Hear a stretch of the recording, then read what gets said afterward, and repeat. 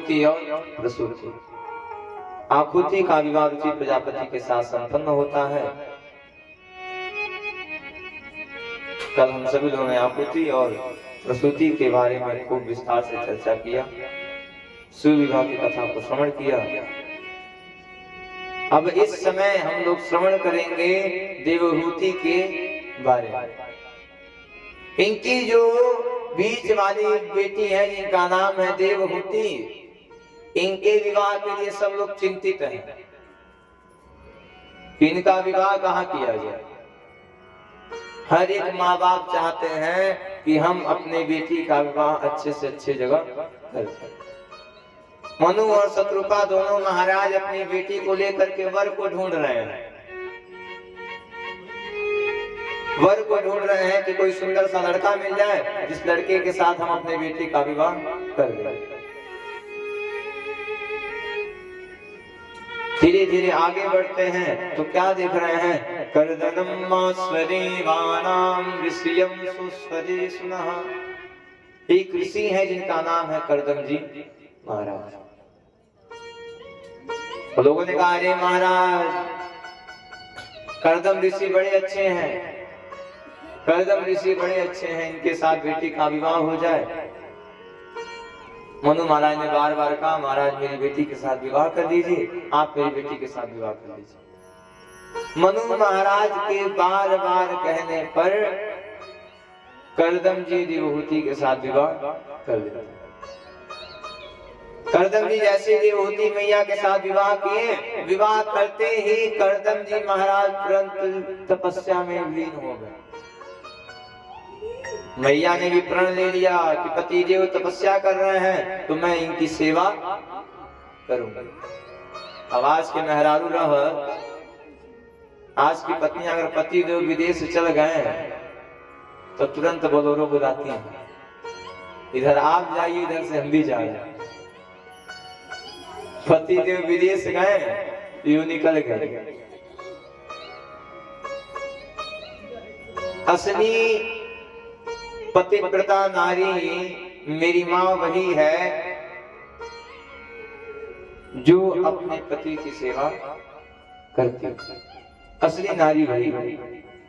मैया लगी सेवा करने पति का। पति भले ही समाधि में है, पति भले ही भगवान का भजन कर रहा है, माँ लग गई कह रहे हम तो पति की सेवा करेंगे, पति की सेवा लगी करने।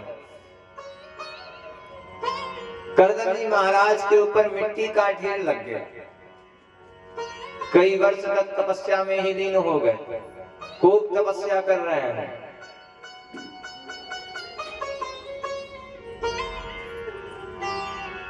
धीरे धीरे समय बीतता है। आज कर्दम जी महाराज का नेत्र खुला, आंख खुला तो कर्दम जी देख रहे हैं, अरे यह कौन स्त्री है और क्यों मेरी इतनी सेवा कर रही है? कर्दम जी कहा, हे देवी आप अपना नाम बताओ। देवी आप अपना नाम बताओ, आप कौन हो? मैया ने कहा, ये देखो महाराज ये तो अपनी पत्नी को ही भूल गए। अरे महाराज मैं आपकी पत्नी देवहूति। अरे महाराज मैं आपकी पत्नी।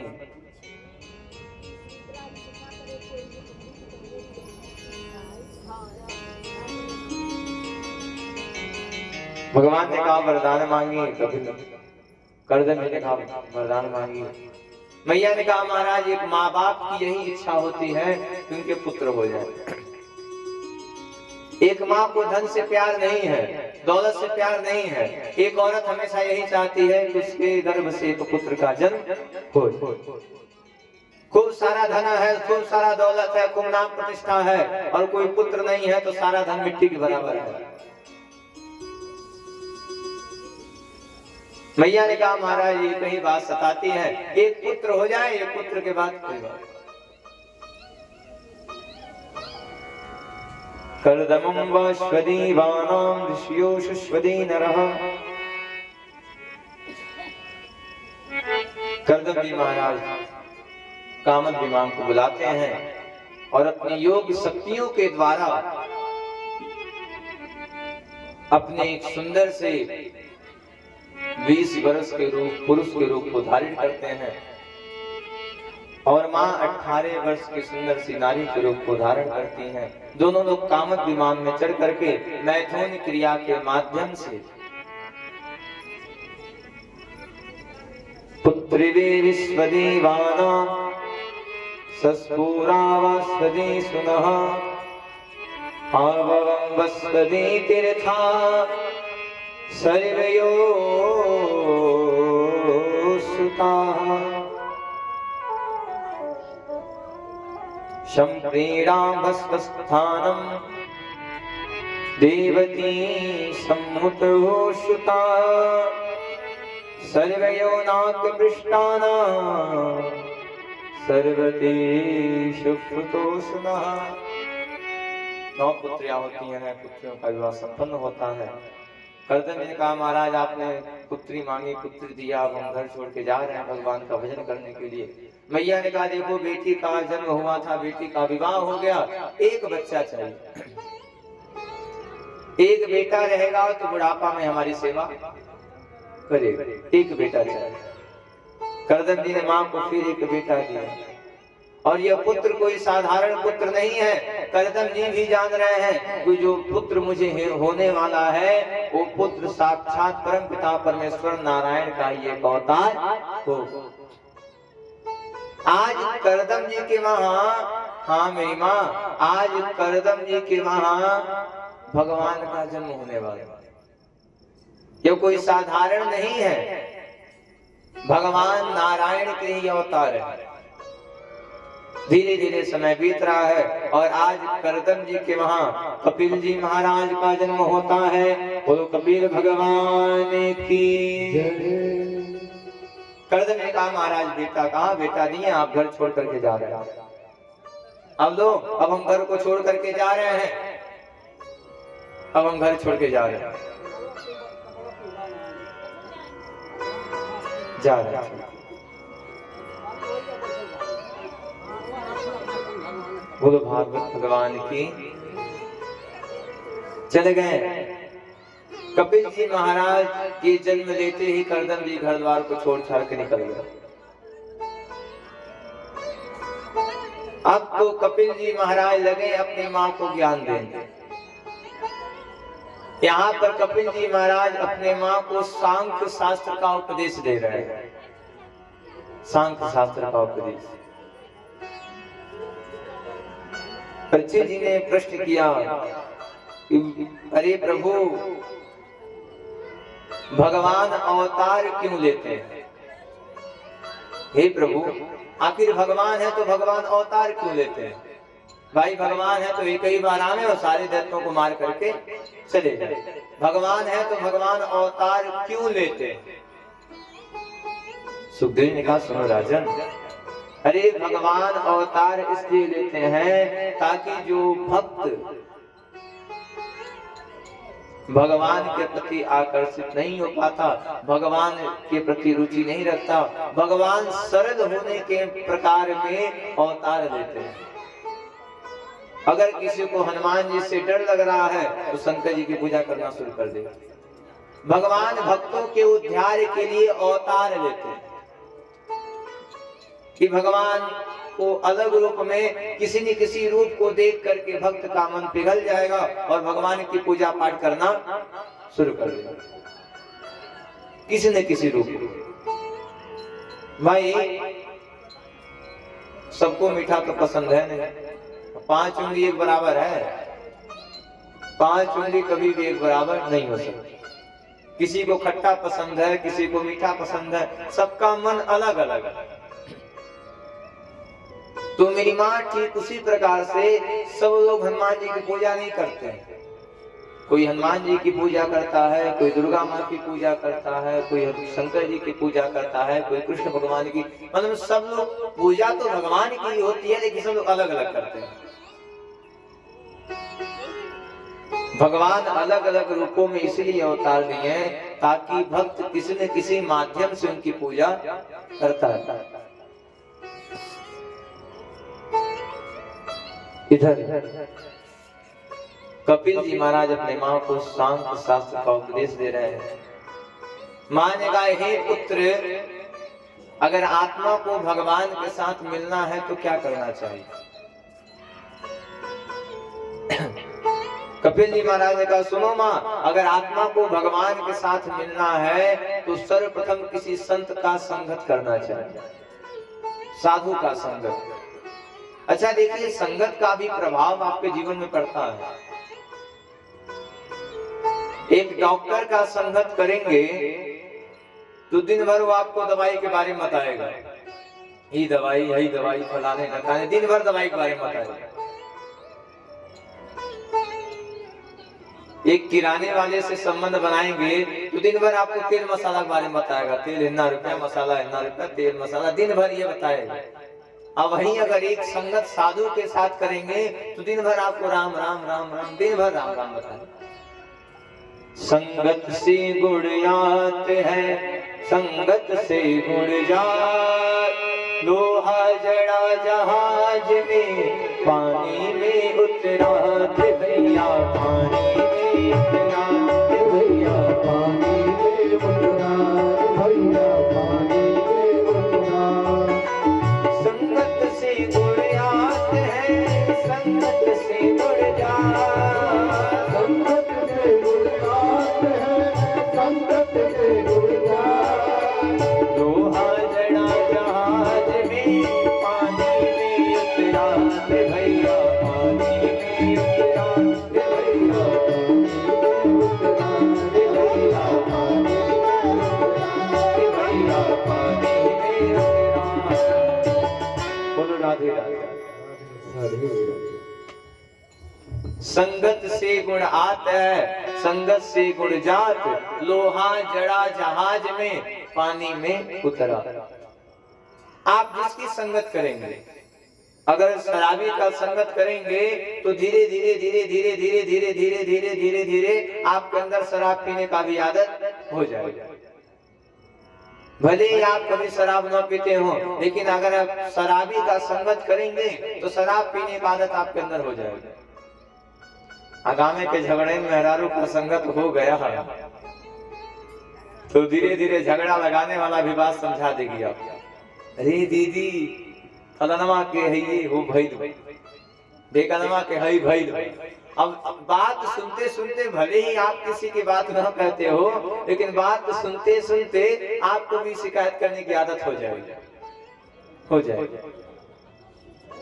इसीलिए आज की माताएं, जब उनकी नई नई बहू आ रही हैं तो आज की माताएं साफ घर से निकलना बंद कर दे रही हैं। ना तब हरे की मीटिंग घर में हुई, ना तब पतोहिया बिगड़ी। जहाँ गाँव के मेहरारू घर में आके पतोहिया के लगे बतियावे, फलाने घर के बाहर ठिकाने, वो घर के पतोही एकदम कंफर्म है। जहाँ अब कई माताएं गुस्सा आ जाएंगी, अरे महाराज आज तो आप घर में जाना ही बंद करवा रहे हैं। आपका घर क्यों फूटता है? जिस घर में बाहरी लोग आकर के आपको राय दें, वो घर फूटना शुरू हो जाता है। संगत करिएगा संत का, संत का संगत करेंगे। अगर साधु बाबा का संगत करेंगे तो साधु बाबा हमेशा आपको राम राम का नाम जपवाएंगे। साधु का संगत करेंगे तो हमेशा भगवान का नाम। संतन के संग लाग रे, तेरी अच्छी बनेगी। संतन के संग लाग रे, तेरी अच्छी बनेगी। संतन के संग लाग रे, तेरी अच्छी बनेगी। संतन के संग लाग रे, तेरी अच्छी बनेगी। अच्छी बनेगी तेरी किस्मत जगेगी, अच्छी बनेगी तेरी किस्मत जगेगी। हरि दर्शन की आस रे, हरि दर्शन की आस रे, तेरी अच्छी बनेगी। संतन के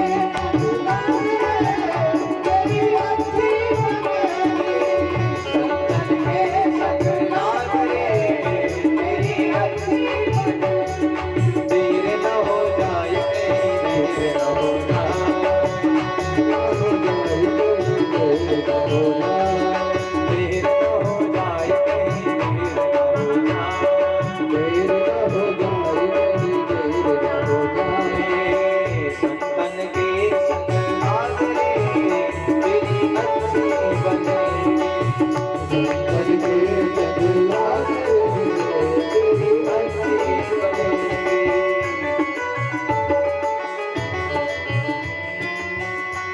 दर्शन की आस रे तेरी अच्छी बनेगी।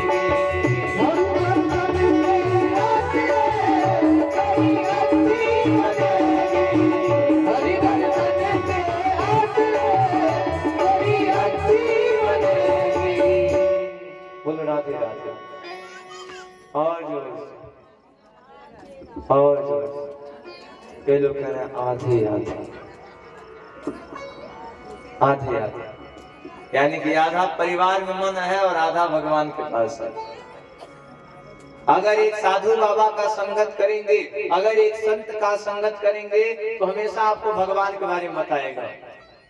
आज जहाँ एगो चोरी का संगत हो गया, जहाँ एगो बेईमानी के संगत हो गए, हमेशा बताइए भैया हे तर एक हाथ काटल जा, यहाँ से मेर कटाई तब एक हाथ निकली।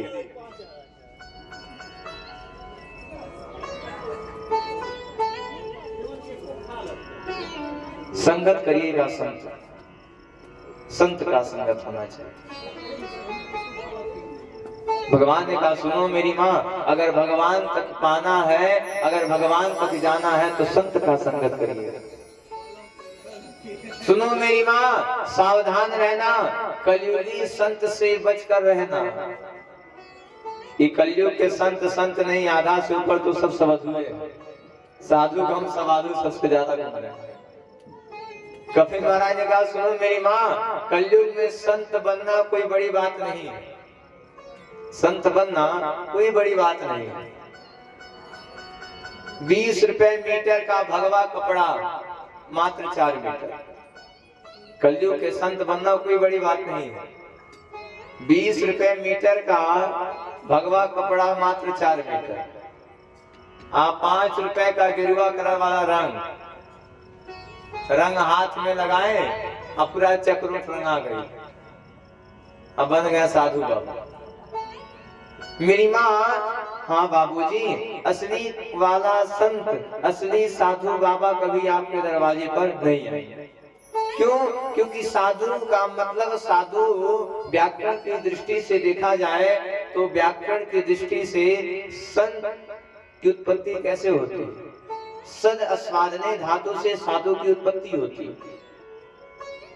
साधु का मतलब है जो आपस में सज गया हो, वही है संत।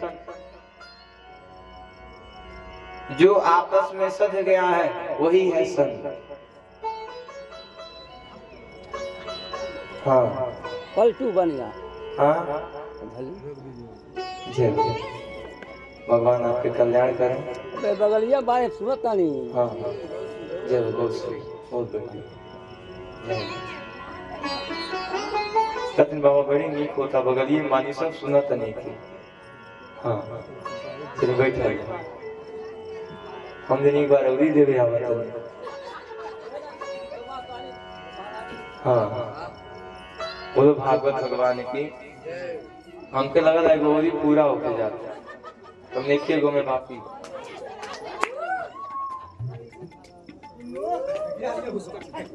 जान सितारा